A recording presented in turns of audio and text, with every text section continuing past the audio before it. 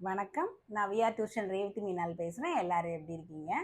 இன்றைக்கி நம்ம டிஸ்கஸ் பண்ண போகிற டாபிக் வந்து பார்த்திங்கன்னா சம்மர் வெக்கேஷன் பற்றி.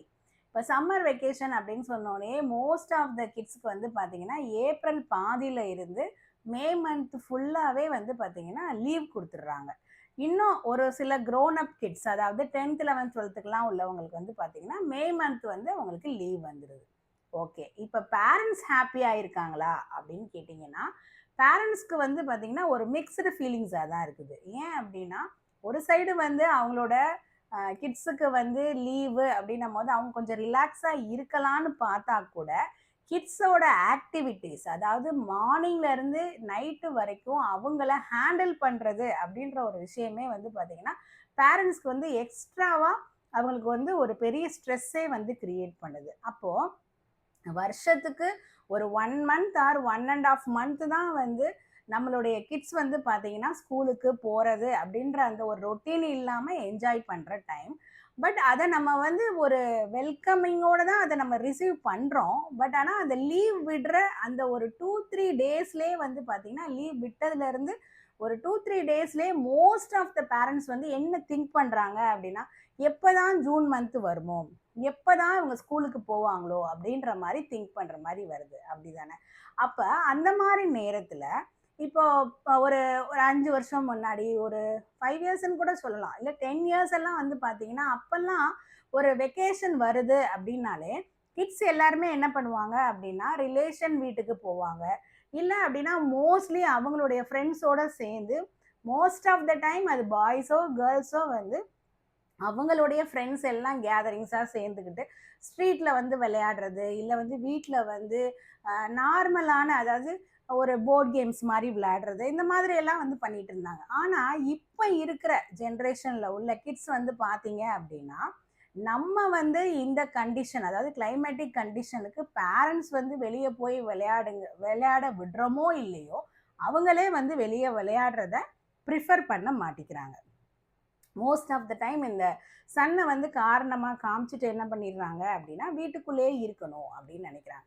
அப்போ வீட்டுக்குள்ளே இருக்கிறாங்க அப்படின்றதுக்காக அவங்க போர்டு கேம்ஸ் விளையாடுறாங்களா அப்படின்னு பார்த்தா அகெயின் அவங்களுக்கு என்ன ஆயிடுது, போர்டு கேம்ஸ் அப்படின்றது அவங்களுடைய அது வந்து ஒரு மாதிரி இன்ட்ரெஸ்டிங்காக எனக்கு இல்லை.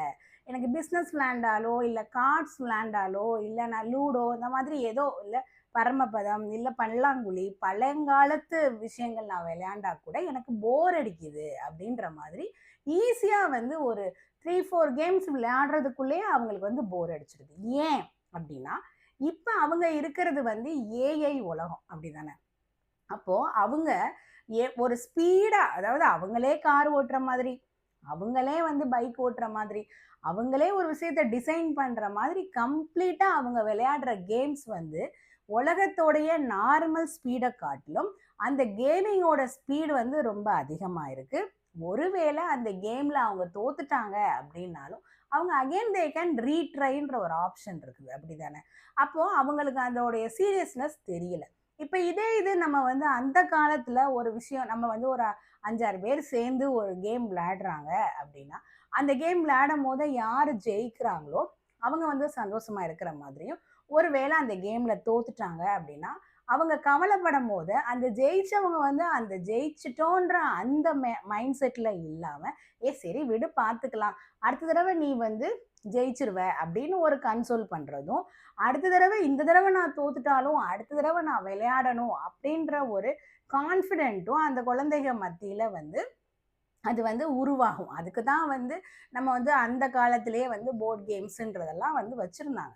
ஆனால் இப்போ இருக்கிற விஷயங்கள் வந்து பார்த்தீங்கன்னா முழுக்க முழுக்க எப்படி ஆயிடுது அப்படின்னா, இந்த கேம் வந்து நான் தோத்துட்டேன் அப்படின்னா நான் திருப்பி ரீட்ரை பண்ணிக்கிறேன். நான் வந்து உன்னைய இதில் வந்து ஷூட் பண்ணிடுவேன், நான் வந்து உன்னைய இதில் வந்து குத்திடுவேன், கில் பண்ணிடுவேன் அப்படின்ற மாதிரியெல்லாம் விளையாடுறாங்க. அப்போது இந்த இடத்துல ஆஸ் அ பேரண்ட்டாக நம்ம என்ன பண்ணணும் அப்படின்னா, அவங்களோட நம்ம டைம் நிறையா ஸ்பெண்ட் பண்ணணும். இந்த இடத்துல நீங்கள் பேரண்ட்டாக இந்த, அதாவது உங்களுடைய வயசுல இருந்து கொஞ்சம் இறங்கி வந்து உங்களுடைய கிட்ஸ் எந்த வயசாக இருந்தாலும், அவங்க 10th படித்தாலும் சரி, 12th படித்தாலும் சரி, 5th 4th எந்த எந்த கிளாஸ் படிக்கிறாங்களோ அந்த கிளாஸ் அளவுக்கு நீங்கள் உங்களுக்கு ஒன்றுமே தெரியாத மாதிரி அவங்க கிட்ட அவங்க விளையாடுற கேம்ஸை பற்றி பேசுங்க. நீங்கள் அந்த வயசில் என்ன மாதிரி கேம்ஸ் எல்லாம் வந்து விளையாண்டீங்க அப்படின்னு சொல்லி அவங்களுக்கு இன்ட்ரடியூஸ் பண்ணுங்க. சரி, ஒருவேளை உங்கள் ரெண்டு பேருடைய கேம்ஸுமே வந்து ஒருத்தருக்கு ஒருத்தர் அப்படின்னு அது வந்து செட் ஆகலை அப்படின்னா, இப்போ கேம்ஸே விளையாட வேணாம், நானும் கேஜெட்ஸ் பார்க்கல, அதாவது நானும் என் மொபைல் யூஸ் பண்ணலை, நீயும் உன்னுடைய லேப்டாப்போ மொபைலோ யூஸ் பண்ணாத, வீட்டில் உள்ள வேலைகளை நம்ம ஷேர் பண்ணி பார்த்துக்கலாம். இப்போ வீட்டில் உள்ள வேலைன்னொன்னே நீங்களே வந்து அதை சாதாரணமாக நினைக்கக்கூடாது. இப்போ உள்ள சம்மர் கிளாஸஸ்ல டிஃப்ரெண்ட் கோர்சஸ்லாம் என்ன பண்றாங்க அப்படின்னா, நம்ம வீட்ல வந்து என்ன பண்ணுவோம், இப்போ ஒரு துணி துவைக்கிறாங்க அப்படின்னா, துணிய ஃபோல்ட் பண்ணுவோமா? இத சம்மர் கோர்ஸ்ல ஃபோல்டிங் த பேப்பர்ன்னு சொல்லியே தனியா அதுக்கு ஒரு ஃபீஸே வாங்குறாங்க. இப்ப அடுத்து என்ன பண்ணுவோம், நம்ம ஷெல்ஃப் ஒரு வேளை ஒதுங்க வைக்கிறோம்னு வச்சுக்கோங்களேன். அப்போ அத சம்மர் கிளாஸ் என்ன தெரியுமா பண்றாங்க? ஆர்கனைசிங் த திங்ஸ்ன்னு சொல்லி அதையும் அந்த குழந்தைகளுக்கு அவங்க பழக்குறாங்க. இப்ப நான் அடுத்து என்ன பண்றோம், இப்ப மண்ணுல விளையாடுறோம். ஸ்ட்ரீட்ல வந்து ஸ்லிப்பர் போடாம நடந்து போயிட்டு, அப்புறம் அதுல வந்து பேலன்சிங் பண்ண முடியுதா? ஒருவேளை ஒரு மாரி ஸ்டாங்கர்ட் வாட்டர் மாரி இருக்குன்னா, அந்த இடத்துல க்ளே வாட்டர் மாரி இருக்குது. ஒரு மாதிரி அந்த இடத்துல உங்களால பேலன்ஸ் பண்ணி நிக்க முடியுதா? அப்படின்றத சம்மர் கிளாஸ்ல அவங்களே ஒரு க்ளே மாரி ஒரு பர்ட்டிகுலர் பிளேஸ ரெடி பண்ணி, அதுல அவங்கள நடக்க வைக்கிறாங்க. அப்புறம் அந்த மண்ணுல வந்து குட்டி குட்டி பாட்டெல்லாம் செய்யற மாதிரி, அதாவது ப்ராப்பரா பாட் செய்யறதுன்னு கிடையாது. அந்த மண்ண தொடுறாங்க. அதுக்கு இதெல்லாம் சம்மர் கிளாஸஸ்ல இருக்கு. அப்புறம் வேற என்ன, இனி குக்கிங்லலாம் வந்து பார்த்தீங்க அப்படின்னா, குக்கிங் கிளாஸ் அப்படின்னு சொல்லியே சம்மர் கோர்சஸ் நெறைய இருக்கு. இதெல்லாம் நம்ம பணம் இருந்தா வெளிய அத பே பண்ணி அத நம்ம பண்ணலாம். இத ஏன் நம்ம இன்னொரு இடத்துல போயி நம்ம வந்து அதுக்கு காசு குடுத்து அதுக்கு பே பண்ணி அத செய்யறதுக்கு, நம்மளே அவங்கள வீட்ல நீங்க என்ன பண்ணலாம், இப்ப நார்மலா ஒரு குக்கிங்ல இருந்து எடுத்துக்குவோமே. இப்போ அது கேர்ளா இருந்தாலும் சரி, பாயா இருந்தாலும் சரி, ஒரு 7த், 6த்துக்கு மேல இருக்கிற குழந்தைகள நீங்க தாராளமா கிச்சன்ல நீங்க அலோவ் பண்ணலாம். அவங்க கிட்ட நீங்க வந்து ஒரு நைஃப் குடுத்து, அத நீங்க வந்து வெஜிடபிள்ஸ் கட் பண்றதோ, ஃப்ரூட்ஸ் கட் பண்றதோ உங்களுடைய கைடன்ஸ்ல. அப்போ ஷார்ப்பான நைஃப் குடுக்கணும்னு அவசியம் இல்ல. கொஞ்சம் பிளெண்ட் ஆனது. ஏன்னா அவங்க எல்லாமே கண்டிப்பா அவங்க வயசுக்கு அவங்க ஸ்கூல்ல வந்து நெறைய ஆக்டிவிட்டீஸ், அதாவது சிசர்ஸ் யூஸ் பண்ணி, கட்டர்ஸ் யூஸ் பண்ணி நெறைய ஆக்டிவிட்டீஸ் செஞ்சிருப்பாங்க. ஸோ நீங்க வந்து உங்களுக்கு தான் அது பயமா இருக்கும். ஐயோ! என்னோட பையன், என்னோட பொண்ணு இத செஞ்சுருமா அப்படின்னு. நீங்க தான் பக்கத்துல இருக்கீங்களே ஹெல்ப் பண்றதுக்கு. அப்ப ஒரு கியூப் மாரி கட் பண்ணு, இல்ல ஹரிசாண்டலா கட் பண்ணு, இல்ல வெர்டிகலா கட் பண்ணு, இல்ல ஏதாவது ஒரு ஷேப் குடுத்து அதுல கட் பண்ணு. இல்ல நீங்க வந்து ஒரு உருளைக்கிழங்க குடுத்தோ, இல்ல வந்து ஒரு எப்படி சொல்றது, ஒரு கேபேஜ குடுத்தோ, இல்ல ஒரு காலிஃப்ளவர குடுத்தோ, இத வந்து நீ வந்து துருவி குடு.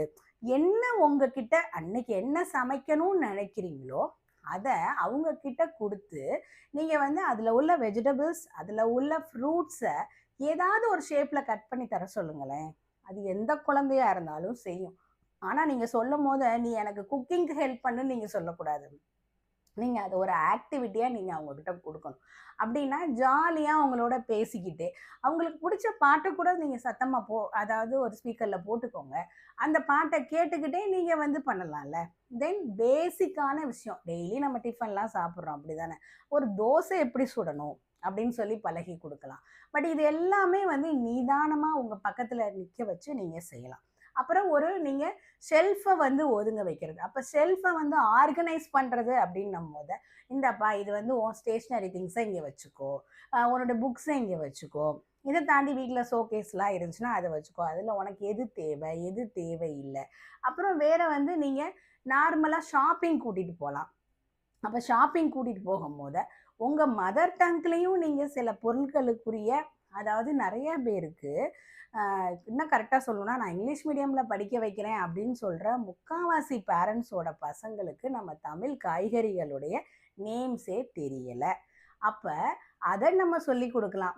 வெளிய நம்ம கூட்டிட்டு போகும்போது என்ன ஆகும் அப்படின்னா, உங்களுக்கு தெரிஞ்ச 4 ஃப்ரெண்ட்ஸ் வந்து அவங்கள பார்ப்பாங்க. அப்படிதானே? அப்ப அவங்களுக்கு வந்து எப்படி பேசிக்கா பேசணும், அவங்கள எப்படி கிரீட் பண்ணணும் அப்படி தெரியும். இப்ப நெறைய பசங்க வந்து பார்த்தீங்க அப்படின்னா, நம்ம பேரண்ட் கூட்டிட்டு போனா கூட, யாரையாவது நம்ம இன்ட்ரோடியூஸ் பண்ணோம் அப்படின்னா, அவங்களுக்கு ஒரு வணக்கம் சொல்லணும், இல்ல அவங்களுக்கு ஒரு ஹாய் சொல்லணுன்றத தாண்டி ஒரு மாரி ஒரு கர்ட்டஸிக்கு அப்படின்னு தலைய ஆட்டிட்டு அவங்க கண்டுக்காத மாரி இருப்பாங்க. அதெல்லாம் வந்து நம்ம அந்த காலத்துலலாம் செய்ய மாட்டோம் தானே! அப்போ இதெல்லாம் அவங்களுக்கு அந்த சோஷியலைஸ் ஆகிற விஷயத்தையும் நம்ம செய்யணும். அப்போ பேரண்ட்டும் சேர்ந்து தான் இந்த இடத்துல நம்ம நம்ம வந்து நான் பேரண்ட்டு, நான் உனக்கு இப்படி தான், நான் இப்படி ரூல்ஸ் சொன்னேன்னா அதை நீ ஃபாலோ பண்ணணும் அப்படின்ற காலகட்டங்கள்லாம் மாறிடுச்சு. அப்போ அவங்களுடைய வயசுக்கு ஏற்ற மாதிரி அவங்களுடைய சேர்ந்து அவங்கள பேச விட்டு அவங்களோட பயணம் பண்ணி அவங்கள நம்ம வந்து நம்ம ஏஜுக்கு தகுந்த ஒரு நல்லது கெட்டது எல்லாத்தையுமே நீங்கள் திருப்பி திருப்பி சொல்லும் போத ஒரு சம்மர் வெக்கேஷன் அப்படின்ற ஒரு விஷயத்த வந்து நீங்கள் ஃப்ரூட்ஃபுல்லாக அந்த டயத்தை நீங்கள் வந்து அவங்களோட செலவு பண்ணலாம். நீ இந்த இடத்துக்கு தான் கூட்டிகிட்டு போகணும், அந்த இடத்துக்கு தான் கூட்டிகிட்டு போகணும் அப்படிலாம் இல்லை.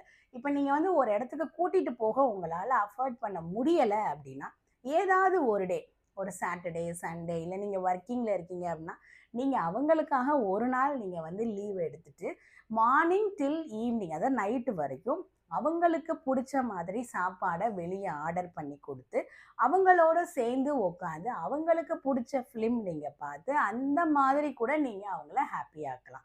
ஸோ அப்போ இந்த இடத்துல வந்து நீங்கள் வெளியே கூட்டிகிட்டு போனால் அவங்க அதிகமாக வந்து டிமாண்ட் பண்ணுவாங்க. அப்போ அந்த இடத்துல நமக்கு ஃபினான்ஷியலாக நம்ம கொஞ்சம் சேவும் பண்ணியிருக்கோம். இப்போ வெளியே கூட்டிகிட்டு போனால் எப்படியும் வெளியே வாங்கி தானே தந்தாகணும்.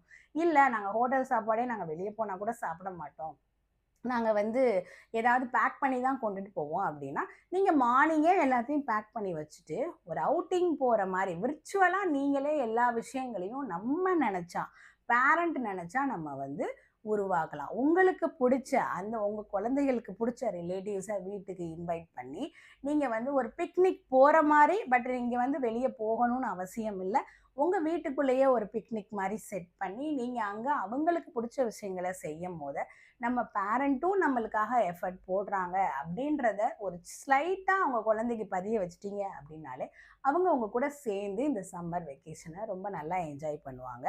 உங்களுக்குமே அதனால எந்த ப்ரெஷருமே இருக்காது. நாளைக்கு ஒரு நல்ல வீடியோவில் சந்திக்கலாம். தேங்க்யூ.